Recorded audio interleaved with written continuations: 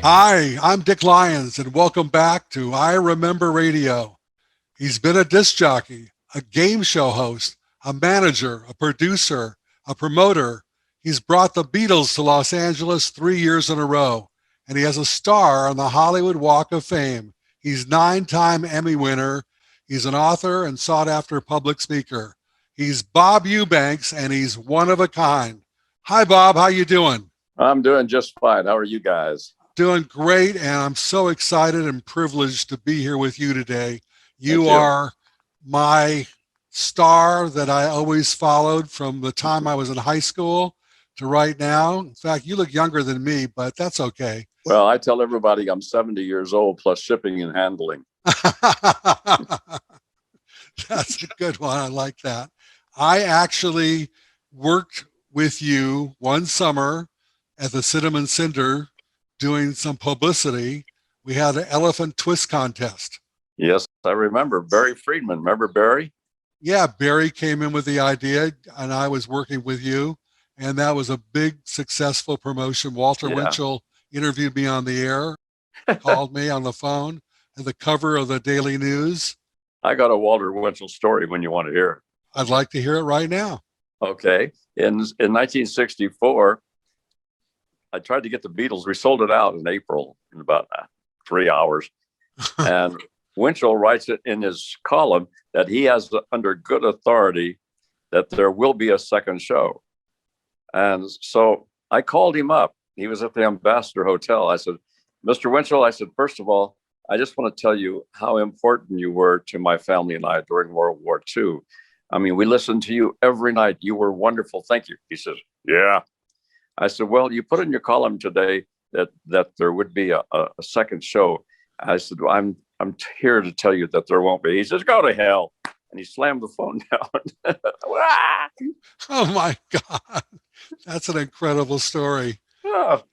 But you had a fabulous career with the Newlywed Game, 5 decades of hosting that, which is a record, I believe. I'm interested in your transition to TV. The Newlywed Game, was that your first television show? Well, no, I did some dance party shows, local dance party shows. Wink Martindale had one, then he quit because he wanted to go on and do other things. And so I did these dance party shows. But then these two guys named Nicholson and Muir went out to lunch one day, and they started talking about a format: husbands predict wives, wives predict husbands. They gave that they put it on a napkin, and they gave that napkin to Chuck Barris, who had the Dating Game on the air at the time. And he took it to CBS. And so they were looking for a host. And back then, they would audition disc jockeys. Later on, they auditioned weathermen, like Sajak and Letterman were both weathermen. And now I guess it's actors. I don't know. But I was lucky enough to win that audition. And I'll tell you a funny story. We had to show the format to the ABC executives in New York. So they all flew out to California, and we're in a studio with no cameras, but lights on the stage. And couple number one was an unknown comedian named Dom DeLuise and his wife, Carol. But that's not what sold the show. This is a true story. There was a cute little blonde down at the end. And I said, what's your favorite nickname for your husband? And she said, Numbnuts. And the ABC boys flipped over backwards, went upstairs, and they bought the show without a pilot based on that answer. That's a great story. And did you come up with Making Whoopee? Was that your line? Yeah, they wanted me to say make love, and I wouldn't do it because I didn't think you should have to explain that to your children until you were ready to do so. So Sinatra had a hit record called Making Whoopee, and I said, let's call it Whoopee. They all agreed. And so that's how Whoopee became a 4-letter word. I think it's in the dictionary because of you. Probably so. I don't know. So that was a brilliant, brilliant move. Girls, tell me where specifically is the weirdest place that you personally, girls, have ever gotten the urge to make whoopee?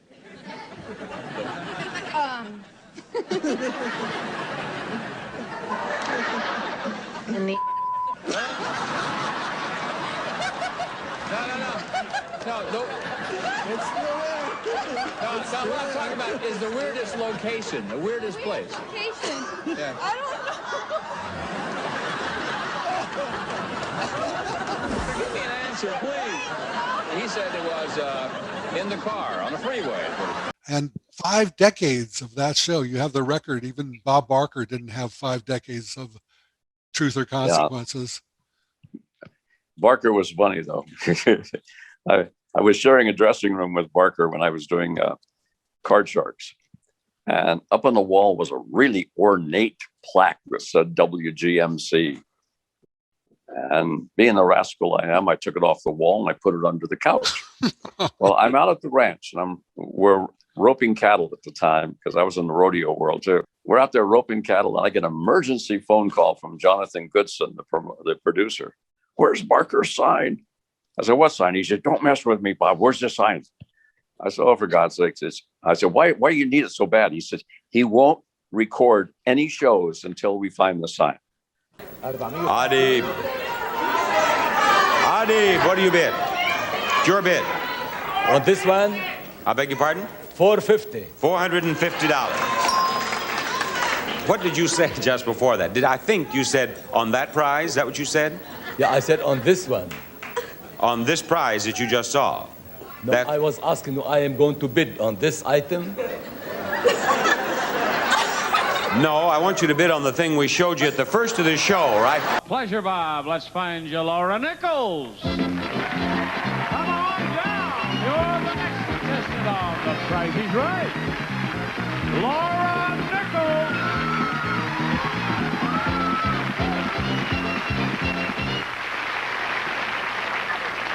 Yes. How long have you had this hearing problem, Laura? I said, oh, God, it's under the couch. I said, what does WGMC mean? He says, world's greatest MC. That's a terrific story. And he wouldn't go on the camera until he found it.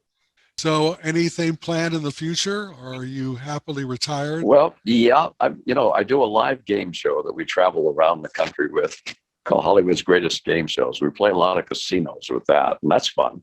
But then I put together a Beatles show, Backstage with the Beatles.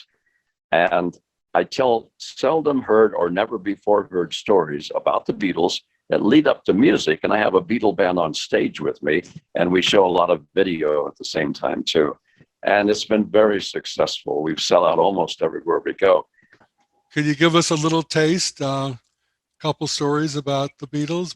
It's really amazing. In 1964, the Beatles, and I'm not avoiding your question, but in 1964, the Beatles were wide-eyed and they wanted to meet Jane Mansfield, and they were just very innocent-like. And in 1965, they were tired and they wanted to meet Elvis Presley. So Brian Epstein, the Beatle manager, and Colonel Parker, Elvis's manager, got together, which was like Larry the Cable Guy meeting Albert Einstein. And they decided that the Beatles would go over to Elvis's house. And so they went over to Elvis's house. And now here's a band that ruined his career, basically. And they're sitting there and they're waiting for Elvis to come down. And they sit there, and McCartney had something in his hand that he had never seen before in his life.